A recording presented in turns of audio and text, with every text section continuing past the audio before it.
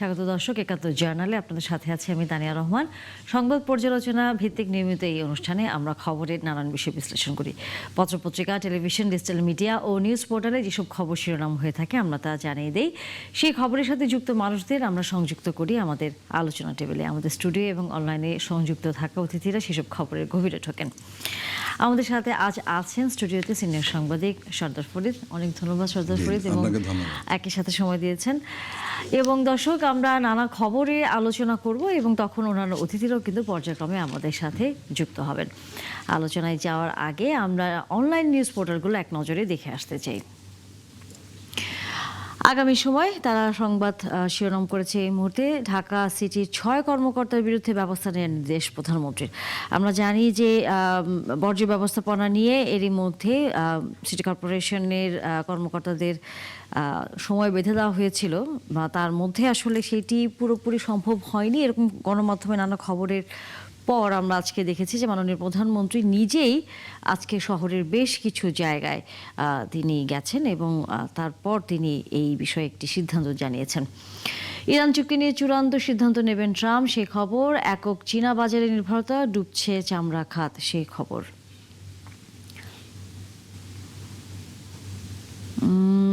আমরা যদি এরপর দেখি আরও, প্রথম আলো আমাদের হাতে আছে। প্রথম আলো বলছে, বর্জ্য ব্যবস্থাপনা দেখতে 4 ঘন্টা ঢাকার রাস্তায় প্রধানমন্ত্রী, 2 কর্মকর্তাকে প্রত্যাহার করা হয়েছে, সেই খবর আছে। এবং ঢাকা বিশ্ববিদ্যালয় নিয়ে দেওয়া বিতর্কিত মন্তব্য প্রত্যাহার করলেন প্রতিমন্ত্রী। আমরা জানি যে ঢাকা বিশ্ববিদ্যালয় কোচিং সেন্টার নিয়ে একটি মন্তব্য করেছিলেন ববি হাজ্জাজ, মাননীয় প্রতিমন্ত্রী, সেটি তিনি প্রত্যাহার করে নিয়েছেন। মহিষ, ডোনাল্ড ট্রাম্প দিনে খাচ্ছে 25 কেজি ঘাস, আধা মণ পানি, সাথে ছোলা ভুসি। এই পোস্টটি নিয়ে আসলে কোরবানির আগে থেকে নানা ধরনের আলোচনা ছিল। এখন তাকে চিড়িয়াখানায় রাখা হয়েছে, সেখানেও নানা ধরনের আলোচনা হচ্ছে, সে খবর আছে। আমরা যদি দেখি যে আল জাজিরার এক্সপ্লেইনাররা বলছে, ইরানের নতুন আকাশ প্রতিরক্ষা ব্যবস্থা আসলে কি, এটি কতটা কার্যকর, সেই খবর। অন্যান্য খবরের ভিড়ে আসলে মোটামুটি এই খবরগুলোই বেশি। তারপরের পোর্টাল যদি দেখি, বাংলা ট্রিবিউন বলছে, নূরজাহান বেগম টাইফয়েড নিয়ে বিস্মিত হয়েছিলেন, হাম নিয়ে নয় কেন। এটি খুব সম্ভবত তাদের একটি বিশেষ কোন প্রতিবেদন হবে, হয়তো বিস্তারিত আমরা জানতে পারলে আলোচনা করতে পারতাম। ডেঙ্গু প্রতিরোধে 48 ঘন্টা সময় দিলেন প্রধানমন্ত্রী, নইলে ব্যবস্থা। হাম এবং উপসর্গ নিয়ে আরও 10 জনের মৃত্যু হয়েছে, সে খবর। ট্রাম্প প্রশাসনের $180 কোটি তহবিল স্থগিত করলেন মার্কিন বিচারক। এরপরের খবরগুলো যদি দেখি, সড়কে কোরবানির বর্জ্য, প্রধানমন্ত্রীর নির্দেশে 2 সিটি কর্মকর্তা বরখাস্ত করা হয়েছে, সে খবর। এবং সংকট সংঘাত ও শান্তির লড়াই বাংলাদেশি শান্তি রক্ষীরা, এটি তাদের নিয়ে একটি খবর আছে। নানা রকম খবরের ভিড়ে দর্শক, আমরা জানি যে কিছুক্ষণ আগে এই বিষয়টি আসলে প্রত্যেকটি গণমাধ্যমে এসেছে যে বর্জ্য ব্যবস্থাপনা দেখার জন্য মাননীয় প্রধানমন্ত্রী খোদ রাজধানীর বিভিন্ন ঢাকায় তিনি গেছেন এবং সেখানে এই অব্যবস্থাপনা দেখে 2 সিটির 2 জন কর্মকর্তাকে বহিষ্কারের নির্দেশ দেওয়া হয়েছেন এবং একই সাথে তিনি আরও বেশ কিছু নির্দেশনা দিয়েছেন, পয় নিষ্কাশন, ডেঙ্গু প্রতিরোধের নানা বিষয়। আমাদের সাথে এর মধ্যে যুক্ত হয়েছেন অতিথি হিসেবে এয়ার কমান্ডার মাহবুবুর রহমান তালুকদার, প্রধান বর্জ্য ব্যবস্থাপনা কর্মকর্তা, ঢাকা দক্ষিণ সিটি কর্পোরেশন, এবং আছেন আমাদের সহকর্মী সবুজ মাহমুদ। অনেক ধন্যবাদ আপনাদের দুজনকে এবং স্বাগত একাত্তর জার্নালে যুক্ত হয়েছেন আপনারা আমাদের সাথে। আমাদের সহকর্মী সবুজ মাহমুদের কাছ থেকে একটু সর্বশেষ একটু খবরটি জেনে নেই। সবুজ, মাননীয় প্রধানমন্ত্রী আজকে বর্জ্য ব্যবস্থাপনা নিজ দেখার জন্য রাজধানীর বিভিন্ন ঢাকা শহরের তিনি রাজধানীর ঘুরেছেন এবং তারপর অব্যবস্থাপনা দেখে তিনি এর মধ্যে 2 জন কর্মকর্তাকে প্রত্যাহারের নির্দেশও দিয়েছেন। একটু বিস্তারিত বলবেন যে প্রধানমন্ত্রীর আসলে বলা যায়, যদি আমাদের মতো সাংবাদিকদের ভাষা বলি, যে রিপোর্টিং চোখ দেখে তিনি আসলে কোন বিষয়টির উপর নজর দিয়েই কিন্তু এই সিদ্ধান্তটি নিয়েছেন। ধন্যবাদ তানিয়া। আমি আজকে সারাদিন ইভেন গতকালকে থেকেই আমি এই রাজধানীর যে বর্জ্য ব্যবস্থাপনা সেটি ফলো করছিলাম। আজকে আমি ঢাকা দক্ষিণ সিটি কর্পোরেশনের প্রশাসক যেখানে গিয়েছেন সকালে, যেখানে কার্যক্রম শুরু করেছেন শাহজাহানপুরের যে রেলওয়ে কলোনি মাঠ, সেখান থেকে কার্যক্রমটা শুরু করি। এবং সেখানে যেটি প্রত্যক্ষ করেছি যে এই মাঠকে কেন্দ্র করে একটি গরুর হাট বসেছিল, যেটি আসলে একটা কলোনির ভেতরে, এবং চতুর্দিকে আসলে সরকারি স্টাফ কোয়ার্টার। সেই কোয়ার্টারের যেই পথগুলো ছিল, সেই পথগুলোতে গরুর হাট বসেছিল, এবং এটা কয়েক বছর ধরে বসছে। এবং সেটা কিন্তু ইজারা শর্ত অনুযায়ী, যেমনটি আমাদের প্রশাসক মহোদয় বলেছিলেন, যে ইজারা শর্ত অনুযায়ী যে এই হাটের যে বর্জ্যগুলো আছে সেগুলো গুছিয়ে রেখে সেগুলোকে হচ্ছে যে এক জায়গায় রাখবেন এবং সেগুলো সিটি কর্পোরেশন নিয়ে যাবে। এই যে বর্জ্যর ব্যবস্থাপনাটা, সেটা আসলে ইজারদাররা করেনি, যার কারণে এখানে অতিরিক্ত লোকবল ডিপ্লয় করে এই জায়গাগুলো পরিষ্কার করতে হচ্ছে, যেখানে পরিচ্ছন্নতা কর্মীরা কাজ করছেন, এখানে এক্সকেভেটর সহ অন্যান্য সব ফোকাস এই হাটগুলোর মধ্যে দিতে হচ্ছে। এবং শুধু এই হাট নয়, আরো যতগুলো হাট আছে, উত্তর সিটি কর্পোরেশনেরও কয়েকটা হাটে আমি গিয়েছি, যেগুলো আসলে হাটের আশপাশের যে এলাকাগুলো আছে সেই এলাকাগুলোতে অতিরিক্ত বর্জ্য থাকায় সেখানে পরিচ্ছন্নতা কর্মীদেরকে অতিরিক্ত ফোকাস করতে হচ্ছে, যার ফলে যে পাড়া মহল্লায় যে গত 2 দিন ধরে যে পশু কুরবানিগুলো হচ্ছে, সেইগুলোর ময়লাগুলোকে অপসারণ করার জন্য সিটি কর্পোরেশনকে বেশ বেগ পেতে হচ্ছে। এবং সেটার কারণে কিন্তু অনেক জায়গায় কমপ্লেন আসতেছে যে আমাদের এলাকায় বর্জ্যগুলো নেওয়া হচ্ছে না, কারণ সিটি কর্পোরেশনের যেই পরিচ্ছন্নতা কার্যক্রম, সেটা আসলে পাট কেন্দ্রিক অতিরিক্ত বর্জ্য জমার কারণে সেই বর্জ্যগুলো অপসারণ করতে সময় ব্যয় হচ্ছে, আমার ব্যক্তিগত অবজারভেশন এবং আমি রিপোর্টিং বা অনুসন্ধান করে যেটা পেয়েছি। তো এখানে কিন্তু হাট যে ইজারাদার আছে তাদের অনেক বড় একটা দায় ছিল, এবং সেটা তারা আসলে মানেনি এক কথায়, যার ফলে এই অতিরিক্ত কাজের চাপ সামলাতে সিটি কর্পোরেশনকে অনেকটা বেগ পেতে হচ্ছে। এবং বিভিন্ন যারা এলাকাবাসী আছেন তারাও কিন্তু অভিযোগ করেছেন। আমি দেখেছি যে এখানে আবার অনেকের এটাও করেছেন যে যেই বাসার সামনে যে পশুটি কুরবানি করার পরে যে রক্ত জমাট হয়ে আছে, সেই রক্তগুলো আসলে কোনোভাবে রিমুভ করা যায়নি, যার ফলে এখান থেকে দুর্গন্ধ ছড়াচ্ছে, এবং এগুলো আসলে আশেপাশের লোকজনকে এফেক্ট করছে, যার কারণে তারা অভিযোগ করছে। আসলে সিটি কর্পোরেশন কাজ করছে, কিন্তু সেই কাজটা আসলে বেশিরভাগ হাট কেন্দ্রিক হয়ে যাচ্ছে, যেটা আসলে এই জায়গায় জানতে চাই, সেটা হচ্ছে ইজারাদারদের সাথে এর আগে আপনি গতকাল বলছিলেন যে ইজারাদাররা তারা যখন হাটটি সেখানে করবার জন্য অনুমতি নিয়েছে এবং একই সাথে সেটি পরিষ্কার করবার দায়িত্ব তাদের ছিল, তারা কেন সেটি করেনি? এই বিষয়ে আসলে সিটি কর্পোরেশন কি কোনো রকম তথ্য দিয়েছে? কারণ তারাই তো ইজারাদারদের এই জায়গাটি বরাদ্দ দিয়েছিল। এই জায়গায় তানি আমি বলতে আমি অনেক চেষ্টা করেছি তাদের সাথে কথা বলার জন্য, আমি অনেকটা অপারগী মনে হয়েছে সিটি কর্পোরেশনের কর্তৃপক্ষকে, কারণ আমি উত্তর সিটি কর্পোরেশনের প্রশাসক মহোদয়কে এই বিষয়ে প্রশ্ন করেছি। উনি বলেছেন যে আসলে আমরা যে ইজারাদার তাদের অপেক্ষায় থাকবো না, আমরা নিজেরাই জনগণের যাতে দুর্ভোগ না হয় আমরা নিজেরাই আমাদের কাজে এগিয়ে যাবো এবং দ্রুত অপসারণ করব। এখানে আসলে ইজারাদারকে বাধ্য করার বিষয়টা, সেক্ষেত্রে দক্ষিণের প্রশাসক বলেছেন যে পরবর্তীতে আমরা তাদেরকে কালো তালিকাভুক্ত করব এবং তাদেরকে জরিমানা আদায় সহ তাদেরকে পেনাল্টি করা ছাড়া আসলে তাদের কোনো উপায় নেই। আপনি আছেন সবুজ মাহমুদ, আমাদের সাথে যেহেতু আছেন ঢাকা দক্ষিণ সিটি কর্পোরেশনের প্রধান বর্জ্য ব্যবস্থাপনা কর্মকর্তা, তার সাথে আমরা একটু কথা বলতে চাই। মাহবুবুর রহমান তালুকদার, আপনাদের একজন কর্মকর্তাকে মাননীয় প্রধানমন্ত্রী বরখাস্তের নির্দেশ দিয়েছেন এই দক্ষিণ সিটি কর্পোরেশনের যে বর্জ্য ব্যবস্থাপনায় সেটাতে তিনি সঠিকভাবে দায়িত্ব পালন করেননি। এই কারণে একটু বলবেন যে তাকে নিয়ে সর্বশেষ আসলে কি ধরনের ব্যবস্থা আপনারা নিলেন, কেন তিনি করেনি, এই নিয়ে মাননীয় প্রধানমন্ত্রীর পর আপনাদের দিক থেকে কোনো রকম উদ্যোগ আছে কিনা, এবং একই সাথে আপনাদের যে বেঁধে দেওয়ার সময় ছিল, যে আমরা জানি গতকালও এই বিষয়টির কথা হচ্ছিল আপনার সাথে, যে 12 ঘন্টার ভিতরে আপনারা বেশিরভাগ হচ্ছে বর্জ্য অপসারণ করবেন, সেখানে তাহলে কেন আপনারা করতে পারলেন না? জি, আসসালামু আলাইকুম। আপনার মাধ্যমে দর্শক শ্রোতাদেরকে আমি আন্তরিকভাবে ধন্যবাদ জানাচ্ছি যে এত রাতে আমাদের কথা শোনার জন্য ওনারা বসে আছে।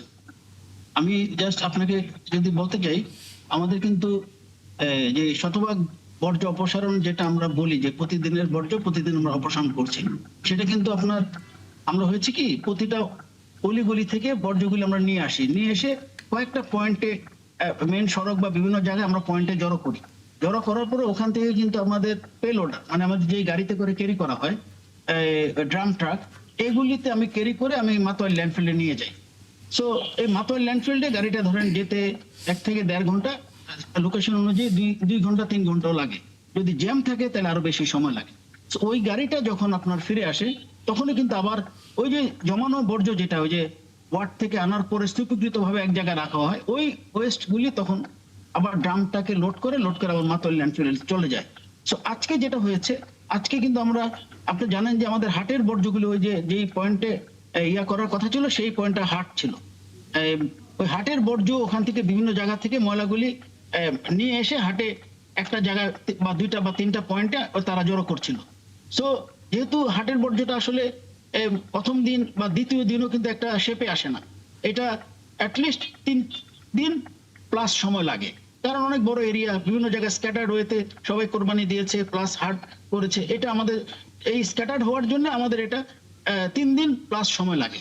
সো ওই হাটের বর্জ্যগুলি কিন্তু আজকে রাস্তায় ছিল এবং আমাদের প্ল্যান ছিল যে রাত্রেবেলা এগুলো চলে যাবে। কালকে হাটের ধরেন অলমোস্ট 85% আমার বর্জ্য ক্লিয়ার হয়ে যেত আর কি কালকে। আমাদের কিন্তু 3 দিন কোরবানির সময়, ওই 3 দিনের ভিতরে কিন্তু বর্জ্যটা অলমোস্ট 85% to 90% ক্লিয়ার হয়ে যেত। আর আপনার রেগুলার যে কোরবানির ওয়েস্ট, এটা কিন্তু প্রতিদিন কোরবানি হচ্ছে, প্রতিদিন আমরা ক্লিয়ার করে দিচ্ছি। আজকে কিন্তু আমি ধরেন এখন যদি কোরবানি হয়, এইটা হয়তো এখন আমার লোক আছে রাস্তা, আপনি যদি এখন দেখেন দক্ষিণ সিটি কর্পোরেশনে, আমি কিন্তু আপনার গাড়িতে করে কিন্তু আমরা ভিজিট করছি বিভিন্ন পয়েন্ট, যে আসলে ব্যবস্থাপনাটা কতটুকু করেছে। আমার সাথে মাননীয় প্রশাসক মহোদয় আছে, প্রধান নির্বাহী কর্মকর্তা মহোদয় আছে এবং অন্যান্য কর্মকর্তারা আছে। আমরা এখানে কিন্তু প্রতিটা পয়েন্টে যাচ্ছি, কি কাজ করছে তারা, এইভাবে ওয়ান বাই ওয়ান প্রতিটা পয়েন্ট আমরা মনিটর করছি। সো এই যে ময়লাগুলি ছিল, এটা সত্যি কথা।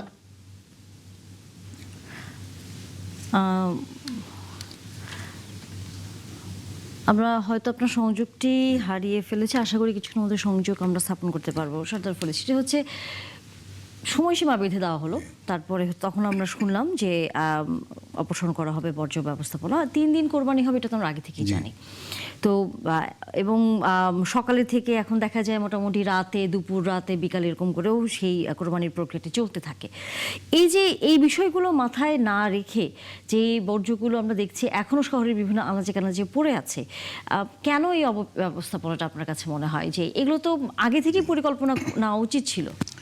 এখানে কয়েকটা বিষয় আমাদের সামনে আসছে। প্রথম কথা, আজকে আমরা টকশোতে যে বিষয় নিয়ে আলোচনা করছি, যদি প্রধানমন্ত্রী 4 ঘন্টা ঢাকা না ঘুরতেন এবং কোনো মিডিয়াতে এসছে 2 জন, আবার কোনো মিডিয়া এসছে 6 জন কর্মকর্তাকে ওএসডি না করতেন, তাহলে সম্ভবত আমরা জানতামই না যে বর্জ্যের এই অবস্থাটা। এখানে কয়েকটা পয়েন্ট আপনাদের রিপোর্টার সবুজ মহোদয় চমৎকার পয়েন্ট উল্লেখ করেছেন, আমি নিজেও দেখেছি। যেখানে গরুর হাট বসেছে সেখানে পরিষ্কার করেনি। কারা করেনি? ইজারাদাররা। দায়িত্ব ছিল তাদের যে তারা পরিষ্কার করে দিবে। এখন প্রশ্ন হতে পারে কেন করেনি, এবং না করেও তারা পার পেয়ে যাচ্ছেন কেন? এরা সবাই দলীয় লোকজন, যার কারণে সিটি কর্পোরেশন যারা প্রশাসক আছেন তারাও এদের কাছে অসহায়, কিছু করার নেই। এই যে প্রত্যেকটা জায়গায় যে দলীয় সব কিছু চলে, যার কারণে ইচ্ছা করলে সব কিছু করা যায় না। এবং এটা মূল প্রবলেমটা কিন্তু হয়েছে এটাই, সবুজ মোহাম্মদ যেটা বলেছেন, যে একটা বড় জনশক্তি সিটি কর্পোরেশনের এখানে নিয়োগ করা হয়েছে। কারণ আপনি জানেন হাটগুলোতে দীর্ঘদিন 1 সপ্তাহ ধরে হাট চলে এবং সেখানে ব্যাপক মানে নানান ধরনের বর্জ্য তৈরি হয় এবং সেটা সরাতে কিন্তু প্রচুর লোকবলের দরকার। এটা একটা দিক। আরেকটা দিক রয়েছে কি, এই যে মহল্লা যে প্রবলেমটা তৈরি হয়েছে, এর মধ্যে অন্যতম কারণ কিন্তু ওইখানে কোনো নির্বাচিত কোনো জনপ্রতিনিধি নেই, কমিশনার নেই, সেখানে সব প্রশাসক টাইপের লোকজন, এরা এই কাজটা করে। এখন প্রবলেমটা হলো যে এখানে দেখার কেউ নেই, কে দেখবে? দেখার কেউ নেই। কাজে লোকালি যখন একটা জায়গা আমরা জানি, মহল্লায় কোনো জায়গায় কেউ যদি ময়লা ফেলে যেত এবং যদি পরিষ্কার না করতো সেই এলাকার লোকজন যারা কোরবানিটা দিয়েছে, তখন কিন্তু অনেকে গিয়ে সরাসরি কমিশনের কাছে অভিযোগ করতেন। কার কাছে অভিযোগ করতেন? লোক নেই। এটা একটা সংকট তৈরি হয়েছে। প্রশাসক তো যেহেতু এখন দায়িত্বে আছেন, না প্রশাসক, আমি কমিশনার বলে বলতেছি, মানে যেহেতু এই জায়গাটি এখন নেই, ভ্যাকিউম, এখন সরাসরি হচ্ছে সেখানে প্রশাসকের কাছে এই অভিযোগ করার আসলে কোনো কি ফায়দা হয়? কোনো সুযোগ নেই, প্রশাসকরা ওরকম সুযোগ নেই, এটা বাস্তবতা। কারণ যিনি জনপ্রতিনিধি থাকেন উনি পাবলিকের সন্তুষ্টি অসন্তুষ্টির বিবেচনা নিতে বাধ্য হন, ভোটের একটা হিসাব থাকে। কিন্তু যিনি প্রশাসক বা যে দায়িত্বে, তারা তো হিসাব নিকাশ নেই কিছু। এবং আজকে যদি এই 6 জনকে ওএসডি ওএসডি করা না হতো এই কারণেই তাহলে কি? আলোচনায় আসতো জি, না। এই কারণে- এই কারণে আমি যেটা বলতে চাচ্ছি সেটা হলো যে আমাদের এখানে এই প্রবলেমটা সবসময় তৈরি হয়, এবার একটা মোটা দাগে এসছে। এই কারণে যে প্রশ্নটা আমি করতে চাই সেটা হচ্ছে যে এই যে মেট্রো রেলের নিচে আমরা দেখলাম যে হাটটা বসলো, এটি নিয়ে যখন মাননীয় আমরা দেখেছি যে সড়ক মন্ত্রীকে জিজ্ঞেস করা হয়েছিল, তখন তিনিও কিন্তু বললেন যে আমাকে না এটা সিটি কর্পোরেশনকে জিজ্ঞেস করেন, না, এখানে কিন্তু আমার এই প্রশাসককে জিজ্ঞেস করেন। এখন প্রশাসকের কাছ থেকে হচ্ছে তেমন কোনো সরাসরি বক্তব্য না পাওয়া গেল। আপনি যে প্রথমে একটা কথা বলছিলেন দলীয়করণের মাধ্যমে আসলে এই প্রক্রিয়াটি এখানে চলে। আরেকটা পয়েন্ট আমি যুক্ত করি, এবার একটু আলাদা হয়েছে জি। হাটগুলোর ব্যাপারে। সেটা হলো যে আপনি বললেন যে মেট্রো রেলের নিচে হাট, একজন মন্ত্রী বলেছে বৃষ্টির কারণে তারা আশ্রয় নিয়েছে, আরেকজন বলছে আরেকজনকে জিজ্ঞাসা করেন। এর মানে এটা তাদের কোনো নিয়ন্ত্রণে নেই। এবং আপনি জানেন যে কোনো কারণেই হোক, আমি জানি না, এবার কিন্তু সারা ঢাকা শহরে পশুর হাট ছিল। আমি যে এলাকায় থাকি সেটা টোটাল একটা আবাসিক এলাকা, ঠিকই দেখা গেল যে বিরাট একটা ছাগলের হাট বসে গেছে, গরু ছিল না, এবং সেটা কিন্তু শত শত ছাগল, এবং সেখানে মানুষ দিব্যি বাজার করছে। এখানে এই ট্যাক্স দিচ্ছে কোথায়, কিছু কোনো হিসাব নেই, যার যার মতো করে দলীয় লোকেরা বাজার বসিয়ে দিয়েছে। এবং এই কারণে এবার বলা হচ্ছে সারা ঢাকা শহরই ছিল পশুর হাট। কে কোন তেজগাঁ এক জায়গায় আমি দেখলাম যে তেজগাঁতে গরু হাট বসে গেল, কে বসালো কি বসার কোনো ঠিক ঠিকানা নেই। ওইখানকার তো যারা ক্ষমতাসীন দলের নেতারা তারা একটা গরু হাট বসিয়ে দিয়েছে, কোনো সমস্যা নেই। কে কার কাছে কৈফিয়ত চাপে? এই যে আমাদের একটা প্রবলেম হয়েছে, আমি বারবার বলি যে দল এবং সরকার যে আলাদা, এটা আসলে ভুলে গেছে সবাই। এই জায়গাটা প্রবলেমটা তৈরি আমরা হয়েছে। এবং সারা দেশ যদি ঢাকা শহরটা যদি গরুর হাট হয়ে যায় এবং মেট্রো রেলের নিচে যেটা আপনি বলছিলেন, তাহলে আপনি পরিষ্কার করবেন কত জায়গায়। আলোচনা শুরু করবার আগে এক নজরে দেখে আসতে চাই সংবাদ শিরোনামগুলো। বর্জ্য ব্যবস্থাপনা দেখতে ঢাকার রাস্তায় ঘুরলেন প্রধানমন্ত্রী, দায়িত্বে অবহেলার কারণে উত্তর ও দক্ষিণ সিটির 2 কর্মকর্তাকে প্রত্যাহার। ন্যায্য দাম না পেয়ে চট্টগ্রামে ভাগাড়ে চামড়া ফেললেন হতাশ ব্যবসায়ীরা, ন্যায্য দাম পেতে লবণ দিয়ে আনার পরামর্শ শিল্পমন্ত্রীর। বগুড়ার কাহলুতে 2 মোটরসাইকেলের মুখোমুখি সংঘর্ষে নিহত 3, আহত হয়েছেন আরো 2 জন।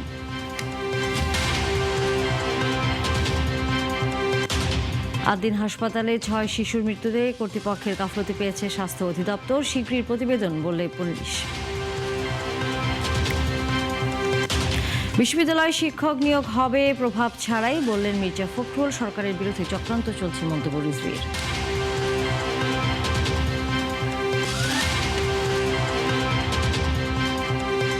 দর্শক, আমরা শিরোনামগুলো শুনছিলাম।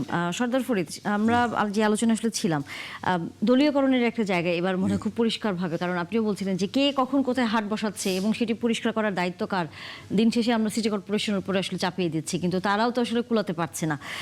এই জায়গাটাতে আসলে নজরদারি হোক বা আইনি কোনো প্রক্রিয়া কি আসলে নেওয়ার কোনো সুযোগ আছে, যে যারা ইজারাদার যারা রয়েছেন, যারা হাট দিচ্ছেন, তারা যদি এই অনিয়ম করেন তাহলে তাদেরকে ধরবার কোনো ব্যবস্থা আসলে আছে কিনা? আপনি একটা চমৎকার পয়েন্ট উল্লেখ করেছেন। এখন ওএসডি হলেন কারা? সিটি কর্পোরেশন বর্জ্য বিভাগের কর্মকর্তা 6 জন। কিন্তু ইজারাদার যারা ইজারা নিয়েছিলেন তারা তার পালিয়ে যাননি, তারা বহাল তবিতে রয়েছেন। তারা যে মানলেন না, এর কি কিছু হবে না? এই প্রশ্ন কেউ কিন্তু তুলছে না। আমরা নিশ্চয়ই এটা আমাদের অতিথির কাছ থেকে শুনবো। এটা হওয়া উচিত, কারণ হলো তারা এই শর্ত সাপেক্ষে কিন্তু হাটটা ইজারা নিয়েছে এবং তাদেরকে এখনই ধরার সময়, কারণ হলো এখনো অপরিচ্ছন্ন, কেন তারা পরিষ্কার করলো না, এটা একটা। আর একটা বিষয় সেটা হলো যে এই যে সারা ঢাকা শহর পশুর হাট হয়ে গেল, এটা কিভাবে হলো? এই কৈফিয়তটা জনগণ জানতে চায়, এই প্রশ্নটা করতে চায়, কিন্তু এই প্রশ্নের জবাব কে দিবে? নিশ্চয়ই সিটি কর্পোরেশন দিবে, কিন্তু সিটি কর্পোরেশন নিজেই বিপদে আছে। কারণ সিটি কর্পোরেশনের কথা ইজারাদাররা মানছে না, আমরা ইতিমধ্যে প্রমাণ পেয়ে গেছি। এখন আমার আপনার কথা কে মানবে? এই যে একটা সংকট, এটা থেকে বেরিয়ে আসবে কিভাবে? এখন প্রধানমন্ত্রী, একটা বিরল ঘটনা আমাদের দেশে, এই প্রধানমন্ত্রী প্রথম সম্ভবত আমাদের যতটুকু মনে পড়ে যে কোনো একজন প্রধানমন্ত্রী ঢাকার বর্জ্য ব্যবস্থা দেখতে বেরিয়েছেন ঈদের পর এবং অসন্তুষ্টি প্রকাশ করেছেন, বিদায়ী এই পদক্ষেপ নিয়েছেন। কিন্তু উনি যদি এই বিষয়টা খোঁজ দিতেন তাহলে ভালো হতো যে ইজারাদার কারা এই দায়িত্ব পালন করলো না, 1। 2 নম্বর, সারা ঢাকা শহরটা হয়ে গেল পশুর হাট, এরা কারা করলো, কিভাবে এই হাটগুলো বসতে থাকলো নানান জায়গায়, এই দুটি প্রশ্নের উত্তর আমরা সরকারের কাছে জানতে চাই। অবশ্যই। এবং ওই জিনিসটা যদি সামনে আসে না, তাহলে আসল চিত্রটা বের হবে। কিন্তু আমরা সাইডলাইনে আছি কিনা সেটার প্রশ্ন উঠতে পারে, মূল জায়গায় হাত না দিয়ে। জি, মাহবুবুর রহমান তালুকদার যুক্ত হয়েছেন। আপনার কাছে আসলে আমাদের অতিথি যে প্রশ্নটি প্রসঙ্গক্রমে তুলছিলেন, আসলে সেটি এখন সবার কাছেই হচ্ছে জায়গা, যে যেই হাটের জন্য আপনি নিজেও বলছিলেন যে সেটি পরিষ্কার করবার যে বিষয়টি, সেটি আপনাদের আসলে পক্ষে একই সাথে শহরের বর্জ্য এখনো কোরবানি চলছে, তার পাশাপাশি করতে হচ্ছে, অনেকটা লোডের মতো হয়ে যাচ্ছে।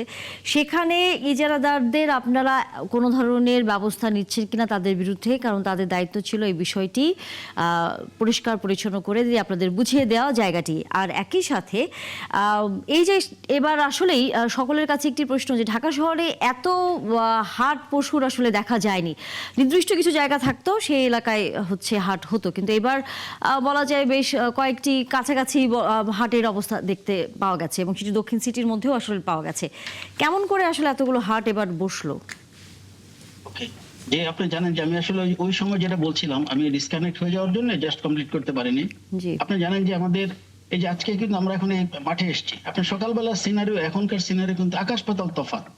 অলমোস্ট 90% রোডের বর্জ্য কিন্তু নাই এখন। আমরা যা দেখেছি বিচ্ছিন্ন একটা দুইটা জায়গায় অল্প ধরেন, একটু ধরেন কি বলবো, এটা সামান্য সামান্য, এটা চোখে দেখার মতো ময়লা না।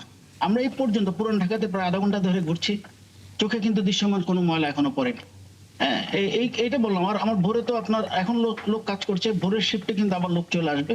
সো আলটিমেটলি যে ময়লাটা আছে, আমাদের যেহেতু 3 দিনের কোরবানি হয় এবং হাটের জন্য আমার 2 থেকে 3 দিন সময় লাগে, সো এটা আমাদের প্ল্যান অনুযায়ী যেভাবে করা উচিত সেভাবে কিন্তু কাজগুলি হচ্ছে। এমন না যে আমরা এবার ফেল করেছি বা ঠিক মতো বর্জ্যটা অপসারণ করা সম্ভব হলো, ওরকম কিন্তু না। আচ্ছা, সেকেন্ড হলো আপনি যে কথাটা বলেছেন, আমরা কিন্তু 11টা হাট আমাদের অস্থায়ী হাট আমরা দিয়েছি, আর একটা হলো স্থায়ী হাট।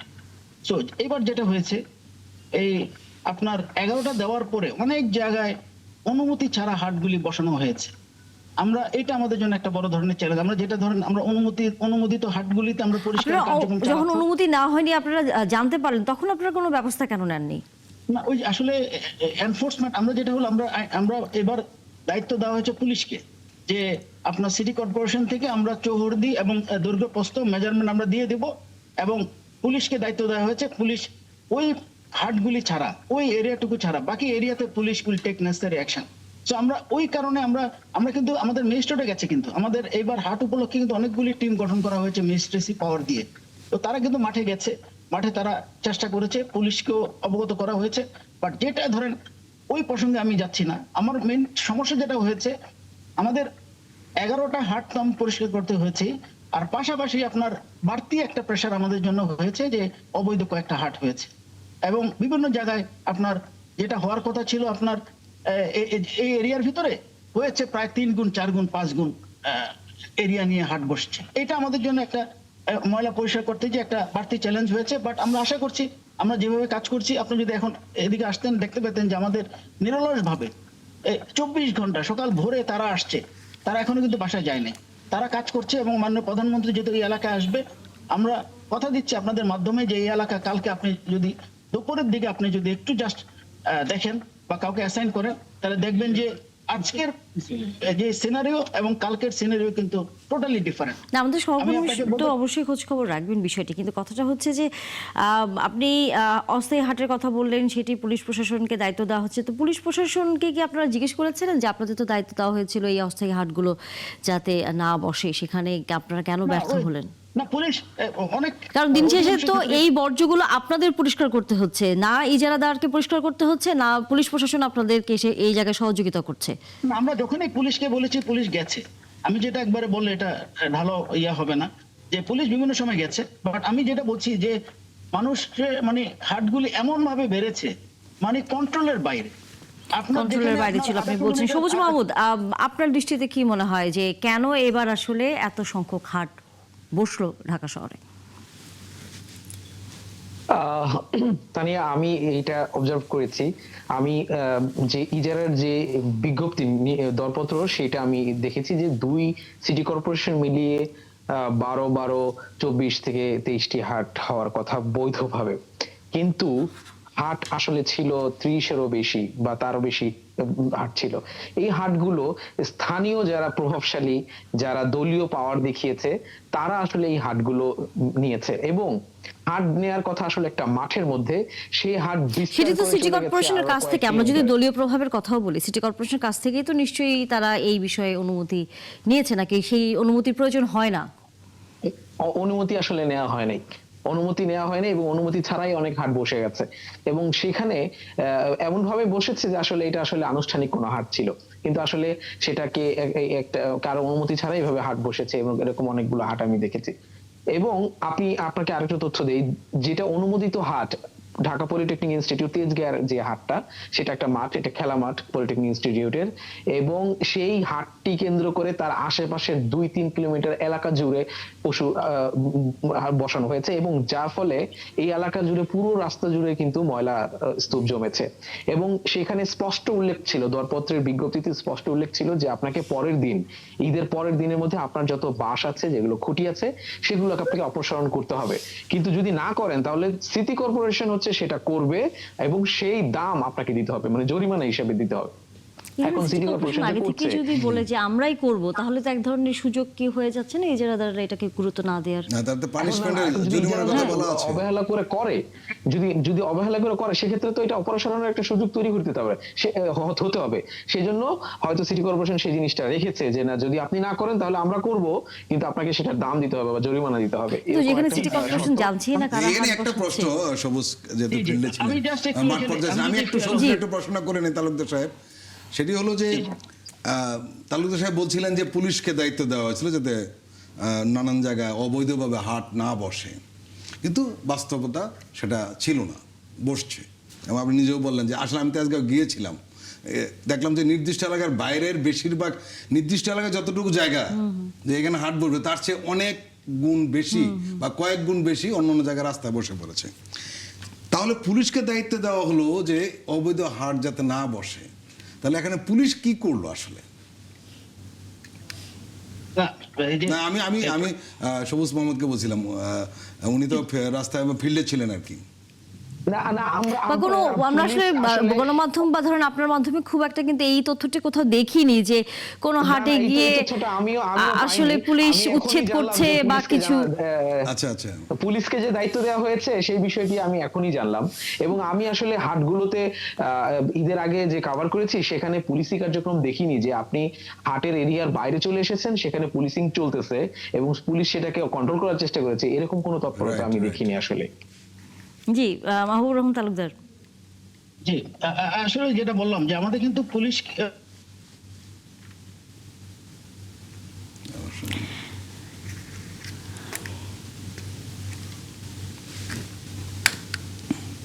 সংযোগটা বোধহয় বিচ্ছিন্ন হয়ে গেছে। আমরা ফিরবো আবারও আপনার কাছে। সর্দার ফরিদ, দিন শেষে অনেকটা এরকম যে এ না সে না এইভাবে আসলে ঘুরপাক খাচ্ছে বিষয়টি, কিন্তু দিন শেষে সাফার হচ্ছে সাধারণ মানুষ একেবারেই। কারণ এই বর্জ্য তো আসলে শুধুই আমরা জানি সামনে বর্ষা আছে, কারণ অনেক বর্জ্য এরই মধ্যে ড্রেনে চলে গেছে, এবং অনেকেই বলেছেন যে নিজেরাই সেই জি জি, আমার কথা শুনতে পাচ্ছেন? জি জি জি জি, আমি একটু জাস্ট, আচ্ছা, যেটা বলছিলাম, এটা কি রোটেট ঠিক আছে? জি, এখনো আশা করি আমরা, জি জি জি বলুন। এখন কি ঠিক আছে? জি বলুন। আচ্ছা, যেটা বলছিলাম, আমরা আমাদের কিন্তু ওই মাত্র ল্যান্ডফিল্ডে ময়লাটা ফেরার পরে কিন্তু এটা ইউ টার্ন করে আবার আপনার কাজলা দিয়ে চলে আসে। বাট ওই যে ইউ টার্নের এখানে কিন্তু অনেক ক্ষেত্রে আমাদের প্রতিবন্ধকতা সৃষ্টি হয়েছে, ওখানে কিন্তু হাট দেওয়া হয়নি, এরপর হাট এক্সটেন্ড হতে হতে এখানে চলে আসছে। তো আমাদের যেহেতু আপনাকে বললাম যে এটা একটু লাইফ লাইন, আমাদের ময়লাগুলি ওখানে নিতে হয়, অফলোড করে আবার চলে আসতে হয় তাড়াতাড়ি, দেরি হলে কিন্তু আমাদের টোটাল বর্জ্য ব্যবস্থাপনা একটা ইম্প্যাক্ট পড়ে। তো ওই জায়গায় অনেক ক্ষেত্রে আমরা কিন্তু পুলিশের সাহায্য পেয়েছি, আমাদের যে ম্যাজিস্ট্রেট ছিল তাদেরকে আমরা ইনভলভ করেছি। যেটা হয়, পুলিশ ফোর্স হলে আমাদের জন্য সুবিধা যে তারা ইমিডিয়েটলি তারা অ্যাকশন নিতে পারে। বাট আমরা কিছু কিছু ক্ষেত্রে আমরা পুলিশের সাহায্য পেয়েছি, এটা বলাটা অনুচিত হবে যে আমরা সাহায্য পাইনি। বাট আমাদেরও ম্যাজিস্ট্রেট ছিল, আমরা যখনই চেষ্টা করেছি, আপনি যে নালি কিন্তু আপনার বর্জ্য ব্যবস্থাপনা ভেঙে যেত, এটা মোটামুটি কিন্তু আপনি যদি দেখেন, এমন না যে আজকে পর্যন্ত প্রায় আপনার 22,000 টন কোরবানির বর্জ্য আমরা কিন্তু অপসারণ করেছি। এই 22,000 বর্জ্য কিন্তু অনেক এই 2 দিনে, কালকে তো কোরবানি হবে। সো এই কারণে আমরা যে টার্গেট অনুযায়ী যেভাবে করার কথা ছিল সেইভাবে আমরা পেয়েছি। আমরা যদি অপসারণ করতে না পারতাম তাহলে তো আমরা এতগুলি বর্জ্য আমরা মাত্রায় ল্যান্ডফিলে নিতে পারতাম না। সো ওইটা সমস্যা হয় নাই, আমরা আমাদের টার্গেট অনুযায়ী কাজ করছি। বাট যেটা হয়েছে যে আজকে ধরেন সকালবেলা যে আপনি এখানে বলছেন যে সব- আপনারা যেভাবে পরিকল্পনা নিয়েছেন যে সময়সীমার মধ্যে বর্জ্য ব্যবস্থাপনা আপনারা শেষ করতে চান সেটি আপনারা করতে পারছেন, তাহলে মাননীয় পারছি। প্রধানমন্ত্রী তো আপনাদের দিককারও অর্থাৎ দক্ষিণ সিটিরও একজন কর্মকর্তাকে বরখাস্তের নির্দেশ দিয়েছেন। কেন ওই পর্যন্ত মাননীয় প্রধানমন্ত্রীকে যেতে হলো তাহলে? না হয়েছে কি, মাননীয় প্রধানমন্ত্রী এবং প্রশাসক মহোদয়, আমাদের স্থানীয় সরকার মন্ত্রণালয়ের প্রতিমন্ত্রী মহোদয় তারা একসাথে ছিলেন। তারা ওই যে মানে যখন আমরা ওই যে আপনাকে যেটা বললাম, আমরা হাটের বর্জ্যগুলি হাট থেকে আস্তে আস্তে ক্লিয়ার করে রাস্তাটা, যেহেতু রাস্তাও চলে আসছে পুরান ঢাকায়, রাস্তাটা ক্লিয়ার করে স্কিড লোডার দিয়ে, যে রাস্তা একবারে যেন রাস্তায় গোড়াতেও মাটি না থাকে, এগুলি করে আমরা এক জায়গায় বিভিন্ন জায়গা স্তূপ করে রাখছিলাম, যে রাত্রেবেলা আমার গাড়িগুলি আসলে আমরা এই স্তূপীকৃত মাটিগুলি বা ময়লাগুলি আমরা আস্তে আস্তে অফলোড করে ফেলব। ওইটাই কিন্তু করা হচ্ছিল। বাট ওই সময় তো পুরো রাস্তাতে স্ক্যাটার ওয়েতে এগুলি করা হয়েছে, যে একটু পরপর স্কিড লোডার দিয়ে বিভিন্ন গ্রুপে ময়লাগুলি একসাথে স্তূপ করা হয়েছে যেন আমাদের ট্রাকে উঠাতে সুবিধা হয়। কারণ একবারে যদি আমরা মাটি থেকে ময়লাগুলি না উঠিয়ে স্তূপ করি তাহলে আমরা ট্রাকে উঠাইতে আবার অনেকক্ষণ আবার সময়টা অপচয় হবে। সো আমরা বিভিন্ন গ্রুপে ময়লাগুলি কিন্তু আমরা রাস্তার উপরে ছিল, এটা ঠিক। বাট এটা কার্যক্রমের একটা অংশ। এই আপনি যদি যেটা বললাম, কালকে আপনি দেখবেন কোনো ময়লাই নেই। কারণ কি, আমরা রাত্রেবেলা ওই কার্যক্রমের অংশ হিসেবে কিন্তু বিভিন্ন স্তূপ থেকে ময়লাগুলি উঠিয়ে তারা অলরেডি মাত্র ল্যান্ডফিলে নিয়ে গেছে। এখন কিন্তু আমরা কিন্তু পুরান ঢাকা এই পর্যন্ত কিন্তু কোনো স্তূপকৃত ময়লা, আমি আধা ঘন্টার উপরে 1 ঘন্টার মতো আমরা রাস্তায়, কিন্তু কোনো স্তূপকৃত ময়লা কিন্তু আমরা পাইনি আমার কাছে। আপনার অন্য প্রশ্ন যদি থাকে ঠিক করতে আছে। পারেন। না, তাহলে আমি একটু কথা বলতে চাই, সেটি হলো যে জি। আমি একটু কথা বলতে চাই। আসলে অবস্থাটা দাঁড়িয়েছে সম্ভবত কিষণচন্দর অথবা মান্টু, এই দুজনের কোনো একজনের লেখা একটা গল্প আছে, যেটা আপনি বলছিলেন যে একজনের দোষ আরেকজনকে চাপাচ্ছে।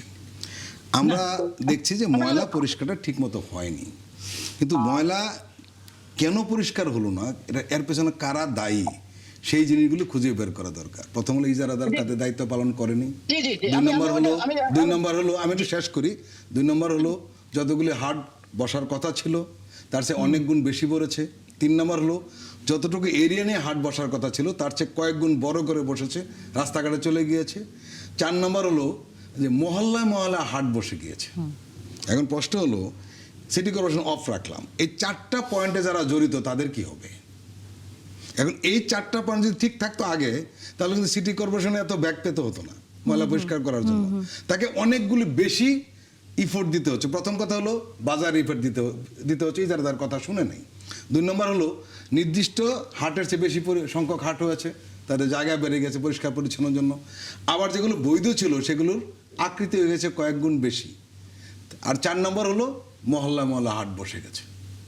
এখন এদের ব্যাপারে সরকার কি করবে সেটা আমরা এখন দেখতে চাই। আমি জাস্ট একটু যোগ করতে আরো একটি চাচ্ছি। বিষয় আছে, তা নিয়ে আমি একটু যুক্ত জি। করতে চাই। সেটা হচ্ছে এই যে খেলার মাঠগুলো নষ্ট হলো, সেগুলোকে পুনরায় ফিরিয়ে আনা হয় না অধিকাংশ ক্ষেত্রে আমরা দেখি। আমরা কি বিসিবির যে কাছ থেকে প্রত্যেকটা টাকা নিব? হ্যাঁ, এই যে খেলার মাঠগুলো নষ্ট কারণ হলো, নিশ্চয়ই আপনি দেখেছেন এর দেখেন- আগে বিসিবির কাছ থেকে টাকা নিয়ে কোনো মাঠ সংস্কারের জন্য আসলে গণমাধ্যমে সংবাদ হয়েছে। এখন এই যে হাটের কারণে সেখানে গরুর হাট ছিল না। হ্যাঁ, গরুর হাট ছিল না। এখন হচ্ছে যেহেতু গরুর হাটের কারণে বিভিন্ন মাঠগুলো, খেলার মাঠগুলো নষ্ট হয়েছে, তাহলে আমরা কার কাছ থেকে এটার ক্ষতিপূরণ নেব? এটা একটা বড় প্রশ্ন, যে এইটা আসলে যে পুনরায় যে আবার সেই অবস্থানে ফিরে নিয়ে যাওয়া, এই জায়গাগুলোর দায়বদ্ধতা আসলে কার? এবং সেটা এটা কে অনেক করবে? খরচের ব্যাপার, অনেক খরচের ব্যাপার। গরু হাট বসলে আসলে খেলার মাঠ আর থাকে না। থাকে না। এবং ঢাকা পলিটেকনিক সহ অধিকাংশ যে খেলার মাঠগুলো গুলোকে কেন্দ্র করে হাট বসেছে, সেগুলোকে পুনরায় নিয়ে যাওয়া, এটাও তো একটা বড় প্রশ্ন। এটার কি হবে আসলে? আমরা তো আসলে বর্জ্য নিয়ে যাই, এবং বর্জ্য নিয়ে গেলেই তো খেলার মাঠ আসলে খেলার মাঠের উপযোগী থাকে না। হ্যাঁ, তো অবশ্যই। এইখানে এবং আপনি যেখানে কাকে আমাদের দায়বদ্ধ এমনিতেই করবেন? খেলার ব্যবস্থাপনা অনেক কম, সেখানে যে কটি মাঠ ছিল সেটা যদি এভাবে নষ্ট হয়, তাহলে অবশ্যই তার দায়ভার কাউকে না কাউকে তো নিতে হবে। মাহবুবুর রহমান তালুকদার, আপনার যদি কোনো মন্তব্য থাকে শেষ মুহূর্তে। আমি যেটা জি। বলছিলাম, যে আমরা কিন্তু ধরেন এই যে ঠিকাদার বিভিন্ন জায়গায় বাস করেছে, এবং ঠিকাদার বাসগুলি উঠানোর কথা।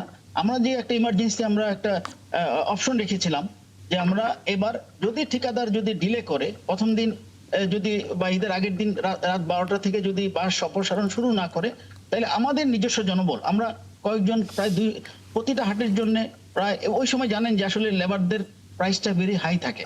নর্মালি 1100-1200 টাকা একটা লেবার পাওয়া যায়, বাট ওই সময় আমাদের 2500-3000 টাকা করে একটা লেবারকে দিতে হয়। সো আমরা প্রতিটা হাটের জন্য কিন্তু 40 থেকে 45 জনকে আমরা এয়ারমার্ক করেছি, যাদেরকে আমরা আলাদাভাবে পয়সা দিই। আপনারা কেন, তালুকদার সাহেব আমি একটা প্রশ্ন, আপনারা কেন করবেন? ইজারাদারদের তো সেখানে তো আপনাদের, হ্যাঁ ওখানে তো লেখাই ছিল যে আপনারা পরিষ্কার করবেন, কিন্তু জরিমানার টাকাটা এটা পুরো টাকাটা ইজারাদার দিবে। যাদেরকে ইজারা দিয়েছেন যে তোমরা কেন পরিষ্কার করলে না?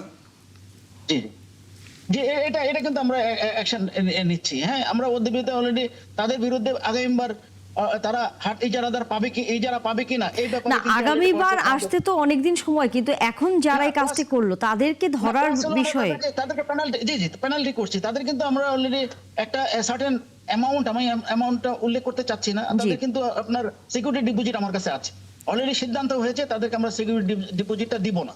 আপনি বলতে পারেন যে সাফারিংসটা আমাদেরকে করিয়েছে, এই সাফারিংস এর জন্য আমরা অফিশিয়ালি যেভাবে কি করা যায় সেটা মাননীয় প্রশাসক মহোদয় নির্দেশনা দিয়েছেন। নিশ্চয়ই আমরাও আসলে চাই যে আপনারা এখানে কঠোর থাকবেন এবং এই ব্যবস্থাপনায় আপনারা যেভাবে নিরলস কষ্ট করে যাচ্ছেন সেটি যেন আসলে সামনের দিনগুলোতে আরো সহজতর হয়, আমরা সেই প্রত্যাশা রাখতে চাই। ধন্যবাদ মাহবুবুর রহমান তালুকদার। এবং আমি আপনার মাধ্যমে সবাইকে আশ্বস্ত করতে চাই যে ইনশাআল্লাহ কালকে বিশ্বমান টিম দেখবেন। অবশ্যই আমরা সেই প্রত্যাশায় থাকলাম। অনেক ধন্যবাদ আমাদেরকে সময় দিয়েছেন। সবুজ মাহমুদ, আপনাকেও ধন্যবাদ। আগামীতে আবারও কথা হবে। আমরা আলোচনা করতে চাই যে এই বিষয়টি নিয়ে এই মুহূর্তে, সেটি হচ্ছে কম বেশি সবাই আসলে গণমাধ্যম থেকে এর মধ্যে তথ্য জানে যে আল-দিন হাসপাতালে 6 শিশু এবং নবজাতক 6 শিশু মৃত্যু হয়েছে। তার জন্য তদন্ত কমিটি গঠন করা হয়েছে। আমরা জানি সেই তদন্ত কমিটি কিছুক্ষণ আগে প্রতিবেদন দিয়েছে, তবে প্রাথমিকভাবে এটা আরও চলবে তদন্ত। প্রাথমিকভাবে তারা বলছে যে এসির যে গ্যাস সেটির কারণে, লিকেজের কারণে এই দুর্ঘটনাটি ঘটেছে। কিন্তু কেন এরকম একটি সেন্সিটিভ, যেখানে নবজাতক শিশুকে রাখা হয় সেই ঘরে এসির ব্যবস্থাপনাটি ঠিক আছে কি নেই সেটি কেন আগে থেকে দেখা হয়নি? কারণ আমরা খুব ভালো করে জানি যে আল-দিন হাসপাতালটি যারা একটু মধ্যবিত্ত অথবা সেরকমভাবে বড় কোনো হাসপাতালে চিকিৎসা নেবার, বিশেষ করে প্রসূতি মার এবং শিশু জন্ম দেওয়ার যে প্রক্রিয়ার মধ্যে যেতে হয়, সেটি অনেকেই যারা আসলে নিজে সেই ব্যবস্থাপনা করতে পারে না, আল-দিন হাসপাতাল সেটি কিছুটা কম খরচই করেন বলে এখানে অনেক বেশি কিন্তু প্রসূতি মা এবং নবজাতক শিশুর জন্ম হয়। আমরা এর আগে দেখেছি বিভিন্ন গণমাধ্যম এবং তাদের রেকর্ডে। সেই জায়গায় এই ঘটনাটি অবশ্যই এক ধরনের উদ্বেগের জায়গা তৈরি হয়। আমাদের সাথে যুক্ত হয়েছেন অধ্যাপক ডক্টর রফিকুল ইসলাম, স্বাস্থ্য বিষয়ক সম্পাদক, কেন্দ্রীয় বিএনপির। অনেক ধন্যবাদ জনাব রফিকুল ইসলাম, যুক্ত হয়েছেন আপনি আমাদের সাথে। সিআইডি তদন্ত করেছে এই বিষয়টি নিয়ে, যতটুকু গণমাধ্যমগুলো বলছে, এবং সেখানে এসি লিকেজের বিষয়টি তারা আলাদাভাবে তদন্ত করে দেখছে যে এই ঘটনাটি কতটা সত্য এবং একই সাথে আর কোনো গাফিলতি হাসপাতাল কর্তৃপক্ষের ছিল কিনা। আপনার কাছে জানতেই চাই যে এই ধরনের একটি হাসপাতালের দিকে সরকারের পক্ষ থেকে নজরদারির যে বিষয়টি, কারণ যেখানে শুধুই প্রসূতি মা এবং নবজাতকের বিষয়ে চিকিৎসা সেবাটি দেওয়া হয় সবচেয়ে বেশি, সেখানে তো আলাদাভাবে তাদের দেখভাল রক্ষণাবেক্ষণের জায়গাটি নজরে থাকা দরকার। সেখানেও কি গাফলতি আসলে লক্ষ্য করা গেল কিনা? ধন্যবাদ আপনাকে, ধন্যবাদ ৭১ টিভির সকল কলাকুশলীকে এবং সকল দর্শকদেরকে, এবং সকল দর্শকদেরকে ঈদের শুভেচ্ছা জানাচ্ছি, ঈদ মোবারক। এবং সাথে এটিও আমি, যারা এই পর্যন্ত আপনি জানেন যে আল-দিন মেডিকেল কলেজ ও হাসপাতালের যে 6 জন নবজাতক শিশুর মৃত্যুবরণ হয়েছে অনাকাঙ্ক্ষিতভাবে, তাদের সকলের প্রতি, তাদের সকল পরিবারের প্রতি সমবেদনা জ্ঞাপন করছি। আপনি জানেন যে যেদিন ঘটনাটি ঘটেছিল আমি নিজেও সেখানে গিয়েছিলাম এবং মহাপরিচালক থেকে শুরু করে সহকারী পরিচালক এবং সকলের সাথে কথা বলে পরিদর্শন করে যে জায়গাটি, অ্যাকচুয়ালি যে জায়গাতে আপনার পোস্ট লেবার ওয়ার্ড যেটাকে তারা বলেন, সেই জায়গাটি কিন্তু সিলবদ্ধ ছিল, যার কারণে ওই অংশটুকু ভিজিট করা হয়নি। কিংবা পরবর্তীতে আমি এনআইসিইউ থেকে শুরু করে সকল জায়গাগুলোকে ভিজিট করে সাংবাদিকদের সাথে তাদের মুখোমুখি হয়েছে এবং তাদের সাথে কথাও বলেছিলাম এই ব্যাপারে। অ্যাকচুয়ালি যে ঘটনাটা ঘটেছে সেটা পূর্ণাঙ্গ তদন্ত করবেন তদন্ত কমিটি। তবে আমি আপনাদের জানানোর সাথে বলতে হচ্ছে যে তদন্ত কমিটি খুব সম্ভবত একটি সময় তারা এক্সটেনশনের জন্য তারা আবেদন করেছেন এবং তারা মৌখিকভাবে মনে হয় সেটি পেয়েছেন। 3 তারিখে তাদের পূর্ণাঙ্গ রিপোর্ট মনে হয় তারা পেশ করবেন, আমি যতটুকু আমার কাছে যতটুকু ইনফরমেশন আছে। আর তদন্ত কমিটি সেখানে বের করবেন যে কি কারণে এই ঘটনাটি ঘটেছে, কারণ এসির জন্য যদি এসির লিক যেটা বলা হচ্ছে যে সেই কারণে যদি ঘটে থাকে, দেখেন একটি হাসপাতালের জন্য কিন্তু পরিবেশ অধিদপ্তরের কিন্তু লাইসেন্স প্রয়োজন হয় এবং একটি হাসপাতালের লাইসেন্স নবায়ন করা হয় কিনা, সেই লাইসেন্স নবায়নে পরিবেশ অধিদপ্তরের কাগজ আছে কিনা সেটি দেখেন, ফায়ার সার্ভিসের যে লাইসেন্স আছে কিনা সেটি দেখেন। সুতরাং সকল ব্যবস্থা রেখেই কিন্তু একটি হাসপাতালকে পরিচালনা করে এবং এটি তার মধ্যে আবার একটি মেডিকেল কলেজ হাসপাতাল। সুতরাং সেখানে সেই ধরনের ব্যবস্থাগুলো পর্যাপ্ত ছিল কিনা সেটি তদন্ত কমিটির ভেবে দেখা উচিত এবং তদন্ত কমিটি সেটিকে পুঙ্খানুপুঙ্খানুরূপে দেখবেন। এবং তদন্ত সেখানে কমিটির সদস্যদের সাথে কি আপনার কোনো কথা হয়েছে? দেখেন, তদন্ত কমিটির সদস্যদের সাথে কথা বলাটা সেখানে কিন্তু অনেকেই বলবেন যে সেটাতে আপনার কোনো প্রভাবান্বিত করতে চাই কিনা, সেজন্য আমি ওইভাবে ব্যাপারটা না। তদন্ত কমিটির আমি যেদিন গিয়েছিলাম তদন্ত কমিটির একজন কিন্তু এসেছিল এবং পরবর্তীতে যারা স্বাস্থ্য অধিদপ্তরে যারা অন্যান্য যারা আছেন বিশেষ করে ডিজির সাথে এবং সহকারী ডিজি যারা আছেন তাদের সাথে কথা বলেছি এবং তাদের সাথে কথা বলে ব্যাপারগুলো জানতে পেরেছি যে তারা 3 দিন সময় এক্সটেনশনের জন্য তারা আবেদন করেছেন। তবে এখানে কিন্তু শুধু এসির যে ব্যাপারটি আছে শুধু সেটিকে বিবেচনা করলেই হবে না, এর সাথে কিন্তু আপনি প্রত্যেকটা বাচ্চা কিন্তু যারা ছিলেন নবজাতক তারা কিন্তু তাদের ব্রেস্ট ফিড করা অবস্থায় তাদের ছিল এবং 1 থেকে 3 দিনের শিশু ছিলেন এবং সেখানে কিন্তু মেডিসিন জনিত কোনো ঘটনা আছে কিনা বা বিষক্রিয়াটা কিন্তু অন্য ধরনের কোনো ঘটনা আছে কিনা সেইটাকে চিন্তা করে কিন্তু আপনি এগোতে হবে। এবং যে ঘটনাগুলো রাতের থেকে হচ্ছিল সেটি সকালে তাদের বাচ্চাগুলোর মৃত্যুবরণ করলো, তাহলে এই দীর্ঘ সময় কেন তারা সেই ওই তাদের যে পোস্ট লেবার ওয়ার্ডে ছিল সেখান থেকে কেন বাচ্চাদেরকে সরিয়ে নেওয়া হলো না, এগুলো কিন্তু অনেক নানাবিধ প্রশ্ন কিন্তু যেমন সাংবাদিকদের কাছে যেমন জন্মেছে, যেমন আমাদের মাঝে এসেছে এবং সেটি কিন্তু সাধারণ জনগণের মাধ্যমে কিন্তু এই ধরনের কথাগুলো উঠে এসেছে। সুতরাং সেগুলোকে সবগুলো দিক আপনাকে বিবেচনা করেই কিন্তু একটি তদন্ত কমিটির পূর্ণাঙ্গ রিপোর্ট আসা উচিত আমি মনে করি। এখানে যদি গাফলতি পাওয়া যায়, যদিও এর মধ্যে বারবারই হচ্ছে স্বাস্থ্য অধিদপ্তর থেকে বলা হচ্ছে যে হাসপাতাল কর্তৃপক্ষের গাফলতি ছিল, হয়তো তদন্তের কারণে আরও এটি বলা যায় একেবারে পরিষ্কার হবে। কি ধরনের ব্যবস্থা আসলে নেবে সরকার এই বিষয়ে? হাসপাতালটি কি জরিমানা হবে? হাসপাতালে কি ক্ষতিপূরণ দিবে যারা ভুক্তভোগী তাদেরকে, নাকি বন্ধ হয়ে যাওয়ার মতো ঘটনাও আমরা দেখতে পাবো? দেখেন, আমি যখন এই ঘটনাটি ঘটেছে আমি কিন্তু তাৎক্ষণিক স্বাস্থ্য অধিদপ্তরের যে ডিজি তারপরে আদ্দিন হসপিটালের যে সহকারী পরিচালক তাদেরকে অনুরোধ করেছি যে অন্তত যাদের বিল যেগুলো বাকি ছিল সেই বিলগুলো যেন মওকুফ করা হয় এবং তাদেরকে যেন তাদের লাশগুলো যে তারা বাসায় নিয়ে যাবে বা যেখানে কবরস্থানে নিয়ে যাবে যে ব্যবস্থাই করা হবে না কেন সেখানে কিন্তু নিয়ে যাওয়া হয়। এবং আমি কিন্তু এখানে একটি কথা তাদেরকে জিজ্ঞেস করেছিলাম যেটি যে পোস্টমর্টমের ব্যবস্থা আপনারা করেছেন কিনা, পোস্টমর্টম করা হয়েছে কিনা। তারা বলেছেন যে বাচ্চা একটি মানবিক ব্যাপার, তাই তারা এখানে একটু ছোট শিশু তার পরিবার রাজি হয়নি।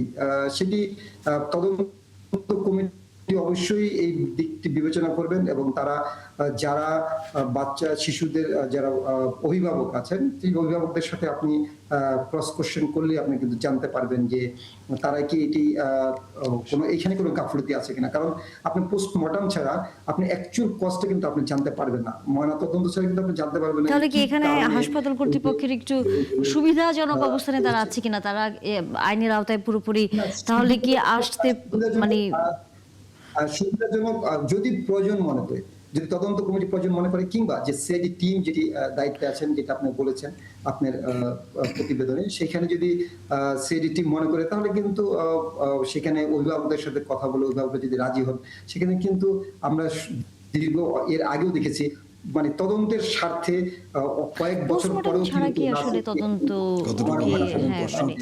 সেটা অবশ্যই মানে পোস্টমর্টম ছাড়া কি তদন্তের জায়গাটি আরো ইয়ে করা যায় না, মানে শক্তিশালী করা যায় না? পোস্টমর্টম কি করা লাগবে? এই বিষয়টা কি অনেকটা এরকমই? অ্যাকচুয়ালি আপনি যদি আপনার যে কজ অফ ডেথ যদি আপনি জানতে চান বা কি কারণে হয়েছে, ওইখানে কি অন্য কোনো বিষক্রিয়া হয়েছে কিনা, কি কারণে কোন ইসের মাধ্যমে হলো, সেই ধরনের ব্যবস্থাগুলোকে জানতে গেলে কিন্তু সেটি কিন্তু আপনার হয়তো বা প্রয়োজন হতে পারে। কিন্তু আপনার যেখানে তারা প্রত্যক্ষভাবে যেটা দেখেছেন যে সেখানে কারিগরি কুটিগত কোনো কারণ আছে কিনা, কিংবা বিল্ডিং কোড যেটি সেটা মেনে ওই বিল্ডিংটি করা হয়েছে কিনা, সেগুলো দেখার দায়িত্ব কিন্তু আছে। এখানে কিন্তু অনেকগুলো এবং পার্শ্ববর্তী যে তাদের যে বিল্ডিং এর পাশে যে পরিবেশ, সেই পরিবেশগুলো কিরকম আছে সেটাও কিন্তু দেখা আছে। অবশ্যই আপনি যেটি বলেছেন আমিও সেটার সাথে একমত যে আদ্দিন হসপিটাল সুনামের সহিত কাজ করছিলেন এবং বাচ্চাদের জন্য যে একটি মানে সহজ মূল্যে যেটি বলা যায় সেটি তারা তাদের সেই হাসপাতালে সেটা ব্যবস্থা ছিল, সে ব্যাপারে কিন্তু মানে হয়তো আপনার মতো অনেকেরই দ্বিমত হবেন না। কিন্তু সেই ব্যবস্থাপনা যেটা একসাথে 6টি বাচ্চার মৃত্যুবরণ, এটা কিন্তু খুবই অনাকাঙ্ক্ষিত এবং সেটি অনেকেই সেই ব্যাপারটিকে সহজভাবে মেনে নিতে পারে না। সেই জন্যই তদন্ত কমিটি যে বিশেষ করে তাৎক্ষণিক তদন্ত কমিটি করা হয়েছে সরকারের পক্ষ থেকে, সরকারকে অসংখ্য ধন্যবাদ যে তদন্ত কমিটি করা হয়েছে এবং সেই তদন্ত কমিটিতে তারা পরবর্তীতে 3 সদস্যের হলো, তারা পরবর্তীতে একজন শিশু বিশেষজ্ঞকে একজনকে ইনক্লুড করেছে আমি যতটুকু জানি। সেখানে তারা সেই ব্যাপারটিও তারা করেছেন। সুতরাং আশা রাখি যে একটি পূর্ণাঙ্গ তদন্ত হবে এবং তদন্তটি সঠিক তদন্তই তারা সেখানে তাদের তদন্ত রিপোর্টে তারা পেশ করবেন।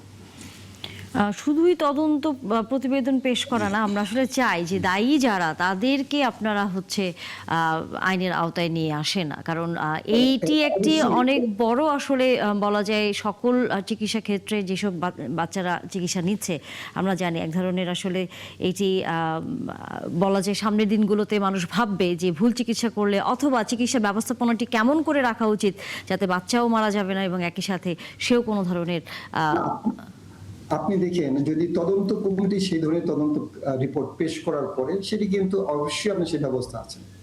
আপনার বিএমডিসি আছেন, যদি ডাক্তার সেখানে অবহেলার স্বীকার করেন কোন ডাক্তারের দ্বারা, সেখানে কিন্তু তার লাইসেন্সকে ক্যান্সেল করার মতো এবং শাস্তি প্রদান করার মতো ক্ষমতা কিন্তু বিএমডিসি আছে। সুতরাং Bangladesh medical and dental council সেটা কিন্তু করতে পারে।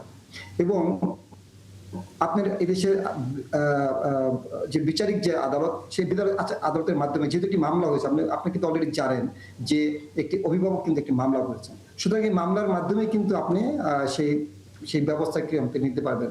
প্রয়োজন বোধ এরকম হতে পারে যদি সেটি প্রয়োজন হয় যে হাসপাতালের লাইসেন্স নিয়ে যে কথাবার্তা হয় সেটি নিয়ে আপনি করতে পারেন এবং হাসপাতালের এই ঘটনার সাথে যারা জড়িত যদি কোনো অবহেলার শিকার হয়ে থাকেন সেই ব্যাপারে সেই শাস্তিমূলক ব্যবস্থাটি কিন্তু চাইলেই কিন্তু আদালত সেটিকে নিতে পারে। অবশ্যই আমরা আসলে সেই প্রত্যাশাই রাখতে চাই। সর্দার ফরিদ, আপনার জি, আমার একটা প্রশ্ন সেটা হলো যে আপনি নিজেও বলছিলেন যে আদ্দিন হসপিটালটা একটা বিশেষায়িত হসপিটালের মতো, গর্ভবতী নারী এবং নবজাতক শিশুদের জন্য এটা খুব সহজ, মানে কম খরচে আর কি অনেকে চিকিৎসা করতে চান এবং এই ব্যাপারে তারা সুনাম অর্জন করেছেন নিঃসন্দেহে। কিন্তু যেহেতু একই ওয়ার্ডে এরকম 6 জন নবজাতক যাদের বয়স 2-1 দিন এরকম মারা যাওয়ার ঘটনায় নিঃসন্দেহে খুব দুঃখজনক, বেদনাদায়ক, বিশেষ করে তার অভিভাবকদের জন্য আমরা আসলে কী সান্ত্বনা দেবো জানি না। এখন একটা বিষয় যেটা হয়েছে সেটি হলো যে তদন্ত কমিটি হয়েছে, তদন্ত কমিটি আবার সময় বাড়িয়েছে, যেটা প্রফেসর রফিক সাহেব বললেন যে আমরা জানি না যে তদন্ত রিপোর্টটা কবে আমরা পাবো। কিন্তু প্রাথমিক পর্যায়ে যেটা সব জায়গাতে যেটা মূল কথাটা সেটা কোনো না কোনোভাবে হসপিটাল কর্তৃপক্ষের একটা গাফিলতি ছিল বা অসচেতনতা ছিল। এখন প্রশ্ন যেটা হলো মানে যে সমস্ত খবর আগেই বেরিয়ে আসছে তদন্ত কমিশন রিপোর্ট দেওয়ার আগে, চূড়ান্ত রিপোর্ট দেওয়ার আগেই, সেটা নিয়ে এক ধরনের আলোচনা এখন আমরা করছি আর কি। স্বাস্থ্য অধিদপ্তরের কিছু কথা বলেছেন শুরুতে যে কিছুটা গাফিলতি ছিল তাদের এই বিষয়ে। এখন প্রশ্ন যেটা হলো যে একটা প্রশ্ন প্রফেসর রফিকও বলেছেন, সেই প্রশ্নটা আমারও, যে এতক্ষণ ধরে শিশুরা এরকম ধরনের একটা সমস্যা হলো শিশুদের ওয়ার্ডে, তাহলে তারা এতক্ষণ কি করলেন? দীর্ঘ সময় তো, অল্প সময় না। এটা একটা প্রশ্ন আসছে। আর সবচেয়ে বড় কথা যেটা সেটা হলো যে তদন্ত কমিশনের ব্যাপারে আমি দুটো কথা বলতে চাই। প্রথম কথা হলো যে তদন্ত কমিশনে কি কি বিষয় আসা উচিত প্রফেসর রফিক বলছিলেন এবং সঠিক বলছিলেন। এখন প্রশ্ন যেটা হলো তদন্ত কমিশনটা আমরা আসলে আলোর মুখ দেখতে পাবো কিনা, কারণ অতীতে কোনো তদন্ত কমিশন আমরা ঠিকমতো দেখতে পাই না। এই একটা আশঙ্কা তৈরি হয়, একটা আস্থার সংকট কিন্তু আমরা রয়েছে সব বিষয়ে। তদন্ত কমিটি মানেই কেউ একটু রসিকতা করে বলেন যে তদন্ত কমিশন দেখার জন্য আরেকটা তদন্ত কমিশন করতে হয়, এমন একটা অবস্থা দাঁড়িয়েছে। সেটা যাতে না হয়, কারণ এটা মানুষের জীবন মরণের একটা প্রশ্ন। হসপিটাল একটা খুব সেন্সিটিভ জায়গা এবং আমরা মনে করি যে এই বিষয়ে যেটা আপনিও নিজেও বলছিলেন যে এই বিষয়ে তদন্ত কমিশনের রিপোর্টটা যাতে প্রকাশিত হয় এবং দায়ী ব্যক্তিরা যাতে সাজাটা পায়। এখন দেখা গেলো যে মিডিয়া সরব রইলো, তদন্ত কমিশনও সরব থাকলো, মিডিয়া একটু চুপ হয়ে গেলো, তদন্ত কমিশনও চুপ হয়ে গেলো, যেটা আমরা অতীতে অনেক ঘটনা দেখি। এই ঘটনা যাতে না হয়, কারণ খুবই সেন্সিটিভ। আমি বলছিলাম যে 8 দিন একটা বিশেষায়িত হসপিটালের মতো, যদি তারা দাবি করে না, কিন্তু আলটিমেটলি বিশেষায়িত, সেখানে নবজাতক এবং গর্ভবতী মায়েদের চিকিৎসাটা সেখানে করা হয়। এবং আমরা আশা করব যে এই বিষয়ে একটা বিষয়ে প্রশ্ন উঠছেই, সেটি হলো যে পোস্টমর্টেমটা হয়নি। কারণ পোস্টমর্টেম না হলে এই শিশুগুলো কিভাবে মারা গেল সেটা জানাটা একটু কঠিন হয়ে দাঁড়াতে পারে। উনি প্রফেসর রফিক বলছিলেন যে বিষক্রিয়া হতে পারে, অন্য কিছু হতে পারে, আমরা জানি না। আবার আরেকটা অন্য একটা দিকও রয়েছে, ছোট বাচ্চাদের পোস্টমর্টেম হয়তো গার্জিয়ানরা চাননি, হতে পারে, কারণ এটা এখানে আবেগের ব্যাপার, এক ধরনের কষ্টবোধের ব্যাপার, সব মিলিয়ে একটা বিষয়। কিন্তু পোস্টমর্টেম হলে সম্ভবত ভালো হতো, এটা আমার ব্যক্তিগত মতামত। তা তো অবশ্যই, কিন্তু যেহেতু আপনিও বলছিলেন যে এত যেই ঘটনাটা ঘটেছে সেটা হচ্ছে 1 দিন থেকে 3 দিনের শিশু জন্মের পরে, এত ছোট বাচ্চা, মানে তাকে আবার পোস্টমর্টেম করা, এটা অনেক প্রথম দিনেই আসলে অনেক পিতামাতার কাছে যখন এই বিষয়টি বলা হয়েছিল তখন তারা করবার জন্য আসলে অস্বীকৃতি জানিয়েছে। ডক্টর রফিক, আমরা তো আসলে বলা যায় অপেক্ষাই করব, যেহেতু 3 তারিখ পর্যন্ত এই তদন্ত কমিশন বা তদন্ত কমিটি সময় নিয়েছে। এর মাঝে 8 দিন হাসপাতালে চিকিৎসা সেবাটি আপনারা কোনোভাবে নজরদারিতে রেখেছেন কিনা?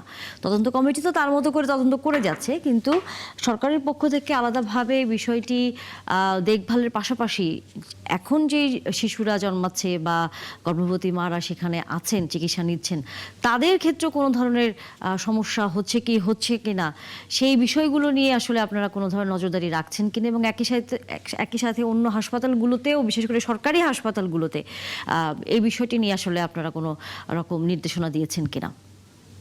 দেখেন, এটি আপনি যেটি বলেছেন আসলে সঠিক একটি তথ্য, যে আপনি যে পরবর্তীতে কারোই জন্য এই ঘটনাগুলো না ঘটে, এবং সে ব্যাপারে কিন্তু সচেতন হয়েছে। এবং আমি কিন্তু যে এনআইসিউতে গিয়েছি, তাদের এনআইসিউতে পর্যাপ্ত ভেন্টিলেটরের ব্যবস্থা, পর্যাপ্ত সাপোর্ট, তাদের সমস্ত কিছু আছে, এই ব্যাপারে আমাদেরও কোনো সন্দেহ নেই।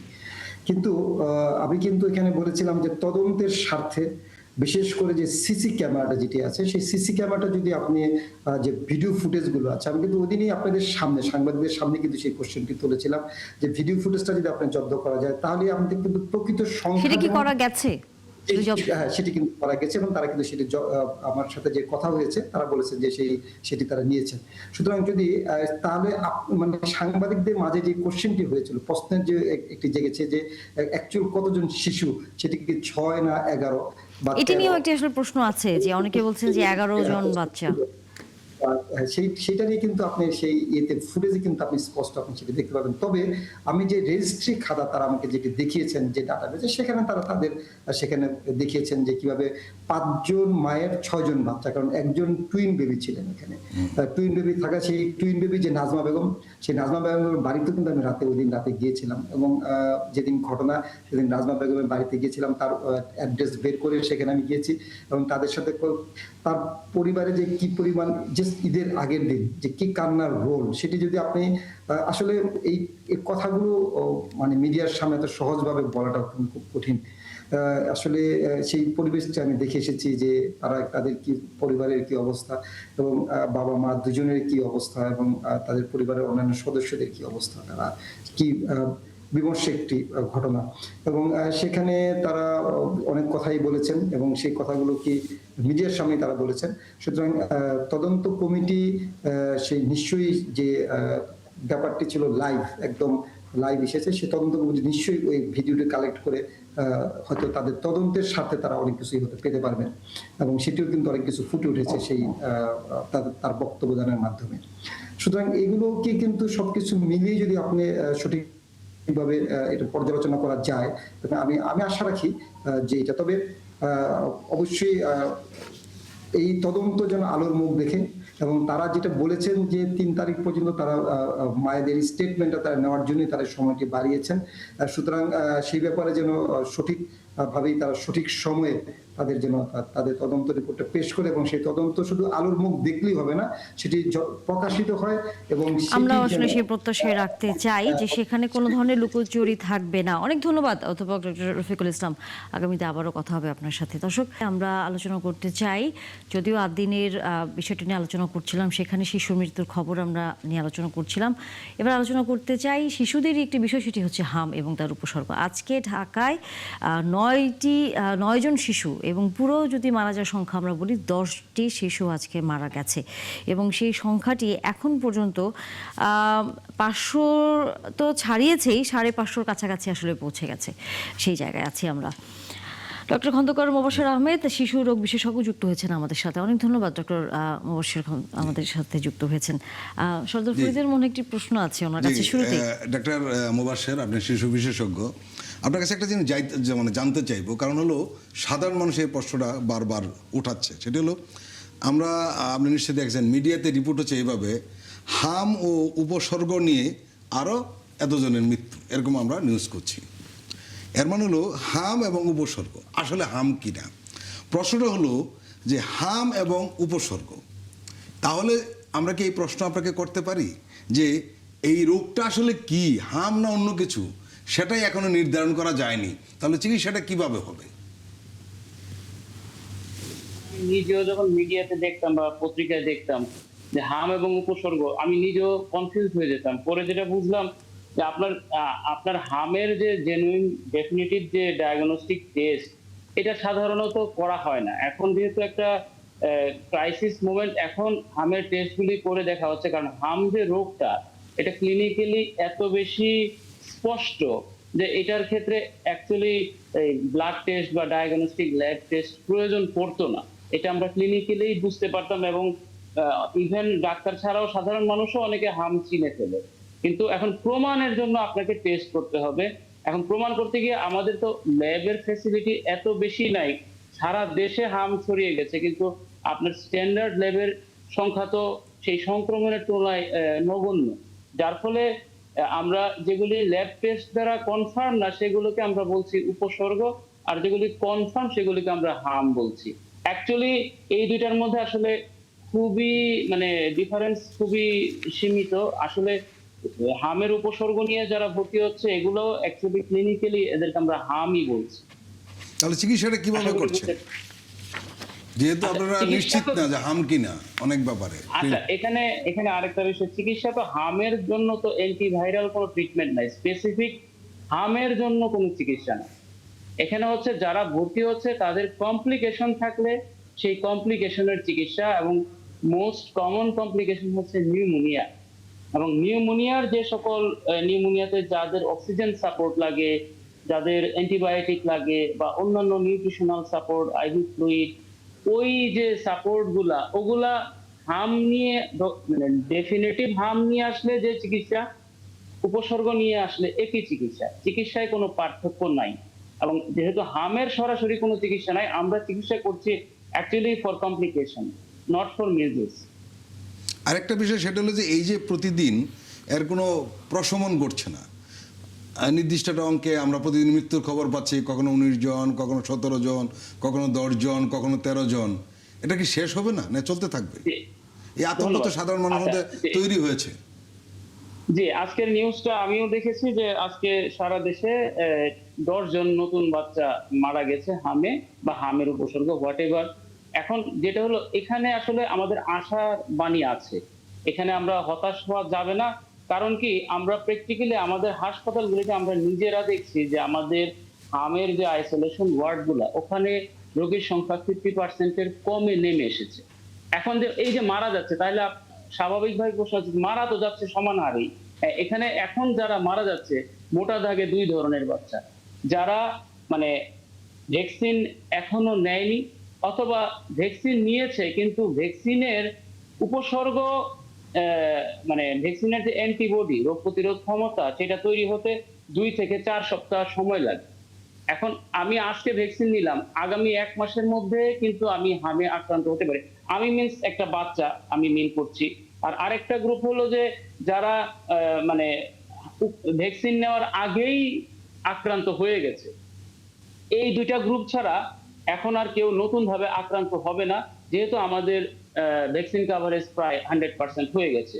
তবে হার্ম হতে পারে, কিন্তু what is the difference between a vaccinated and non vaccinated child, এটা আমরা যদি বুঝি তাহলে আমাদের আরেকটু সহজ হবে।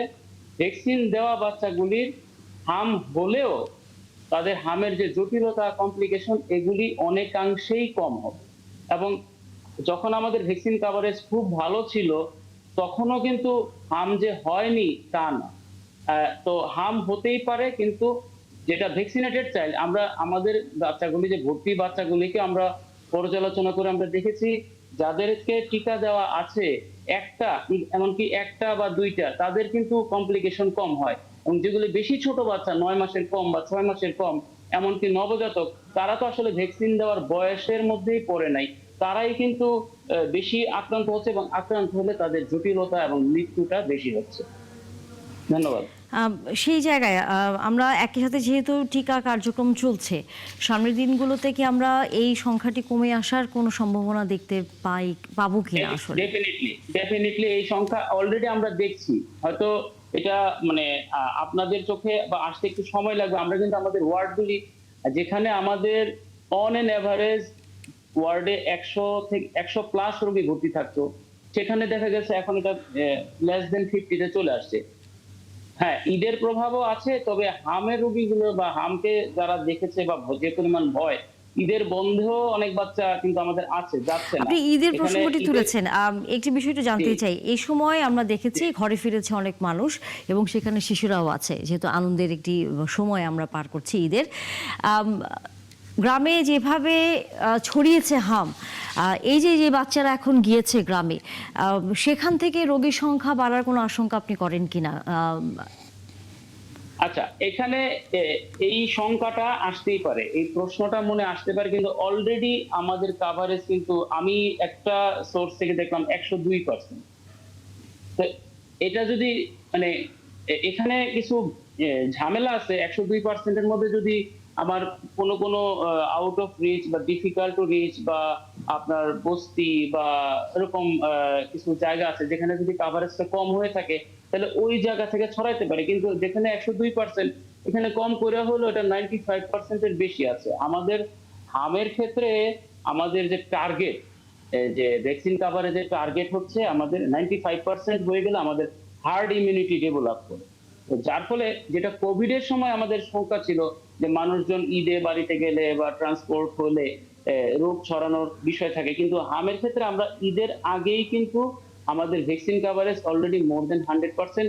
সেই ক্ষেত্রে আমরা খুব একটা আশঙ্কা নাই থিওরিটিক্যালি। কিন্তু এরপরও যদি দেখা যায় যে ঈদের পরপর আবার পিক হচ্ছে, সার্জ হচ্ছে, সেক্ষেত্রে বুঝতে হবে আমাদের যে 102% কাভারেজ যেটা আমরা দেখাচ্ছি বা দেখা যাচ্ছে, সেটা আসলে সুষম না, এটা অসম কাভারেজ। ওটাকে তখন ওই পিটফল ধরে আবার কাজ করতে হবে। একটা মুবাশের একটা প্রশ্ন, সেটা হলো যে আমরা লক্ষ্য করছি যে শহরে এটা বেশি হচ্ছে, গ্রামে কম হচ্ছে, এর কারণটা কি আসলে? আচ্ছা, শহরে বেশি হওয়ার কারণ হচ্ছে, শহরে তো আপনার ডেন্সিলি পপুলেটেড, আপনার জনসংখ্যার ঘনত্ব বেশি। যেখানে ঘনত্ব বেশি, মানুষের চলাচল বেশি, ওখানে আপনার স্বাভাবিকভাবে আক্রান্তের হার বেশি হবে। এটা তো খুবই স্বাভাবিক। আপনার যেখানেই আপনার ডেন্সলি পপুলেটেড আছে, মানুষের চলাফেরা বেশি, ওখানেই হাম বেশি আক্রান্ত, সেজন্য শহরে বেশি।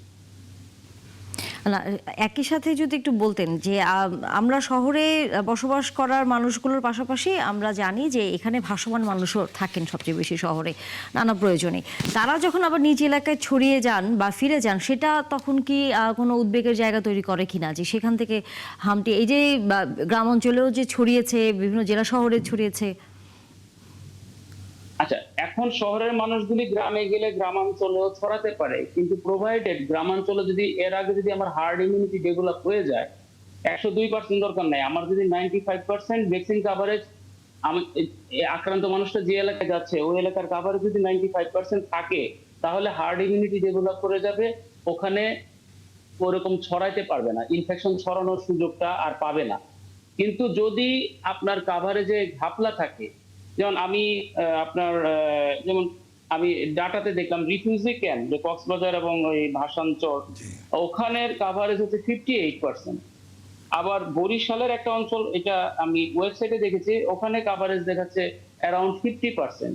তো ওই জায়গাগুলি কিন্তু ইন টোটাল কিন্তু দেখাচ্ছে মোর দেন 100%। ওই গ্যাপ গুলা যদি থেকে থাকে এবং ওই জায়গায় একদমই স্প্রেড হবে। আর যদি সুষমভাবে ভ্যাকসিন কাভারেজ হয়ে থাকে 95% হার্ড মানে অ্যাচিভমেন্ট যদি হয়ে যায়, তাহলে হার্ড ইমিউনিটি ডেভেলপ করবে, সেক্ষেত্রে আর ছড়ানোর সুযোগ নেই। আমরা আসলে সেই প্রত্যাশা রাখতে চাই এবং সামনের দিনগুলোতে কমে আসুক। হামের উপসর্গে যে শিশুরা আক্রান্ত হয়েছেন তারা যেন আসলে একেবারেই সুস্থ হয়ে ফিরে আসুক। ধন্যবাদ ডক্টর খন্দকার মোবাশ্বের আহমেদ। আমরা আগামীতে নিশ্চয়ই আবারও কথা বলবো।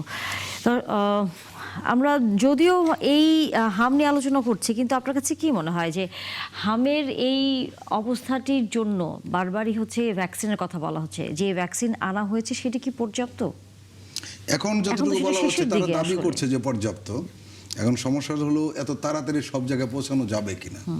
উনি বলছিলেন যে 100% হয়ে গেছে, কিন্তু কোনো কোনো জায়গায় 50%। এর মানে যে ডাটাগুলো আমরা নানান জায়গায় দেখছি সেগুলো সঠিক না আলটিমেটলি, যেভাবে রোগী আক্রান্ত হচ্ছে এটা সঠিক না। আর উনি একটা ভালো কথা বলেছেন যে ভ্যাকসিন দিলেই সেটা ইমিউনিটি তৈরি করার জন্য সময় লাগে, সেই সময়টুকুর মাঝখানে কিন্তু ওই শিশুটি আক্রান্ত হতে পারে ভ্যাকসিন দেওয়ার পরেও। কাজেই আমার মনে হয়েছে যেটা সেটা সবার কাছে ভ্যাকসিন যদি পৌঁছে যায় এবং সব শিশুরা যদি ভ্যাকসিন নিয়ে নেয়, এরপরও সম্ভবত আমাদের একটু সময় অপেক্ষা করতে হবে যে এতদিনের মধ্যে এটা একটা জায়গায় পৌঁছবে। স্বাভাবিক কারণে যখন এই ধরনের খবর আসে তা নিয়ে আসলে আমরা খুব আতঙ্কিত হই। প্রতিদিন এই ধরনের খবর 10 জন মারা গেল, 16 জন মারা গেল, 19 জন মারা গেল, এই খবরগুলো আসলে আমাদের জন্য খুব ভালো খবর না। এবং এটা কেমন একটা স্বাভাবিক প্রক্রিয়ার মধ্যে চলে আসতেছে। কিন্তু যাদের যায়, যে সন্তান হারাচ্ছে, যে পিতামাতা, তারা জানে এটা কি অবস্থা। এবং কিছু কিছু খুব মানে অমানবিক কিছু ঘটনা ঘটছে, চিকিৎসা হচ্ছে না, নানান জায়গায় ঘুরে বেড়াচ্ছে। এটা এখন আসলে সেই বর্জ্য ব্যবস্থার মতোই হলেন, একজন আরেকজনকে দোষ দেওয়ার চেষ্টা করছি। এটা আরেকজনকে দোষ দিয়ে কিন্তু এটাকে মুক্তি পাওয়ার উপায় নেই। এখন যেটা করা যেতে পারে, আপনি দেখেন হামের যখন আক্রান্ত হলো, একটা দীর্ঘ সময় চললো অন্তর্বর্তীকালীন সরকারের দোষ নিয়ে, কিন্তু আমাদের গ্যাপ রয়েছে, কোন জায়গায় গ্যাপ রয়েছে, ঠিক আছে, এটা পূরণ করাটাই হলো মূল কথা। আমরা দেখেছি যে টিকা এসেছে, কিন্তু ওই প্রথমবার টিকা আসার পর কিন্তু আর আমরা দেখছি না। এই টিকাটা তো দেওয়া হচ্ছে, এটা তো শেষের দিকে আস্তে আস্তে চলে আসবে, হয়তো আর মাসখানেক বা 2 মাসের মধ্যেই। তখন আসলে প্রক্রিয়াটি কি হবে? বা আমাদের মনে হয় যেটা ডক্টর মোবাশ্বের বলছিলেন, সঠিকই বলছিলেন, আমাদের একটু সময় নিতেই হবে।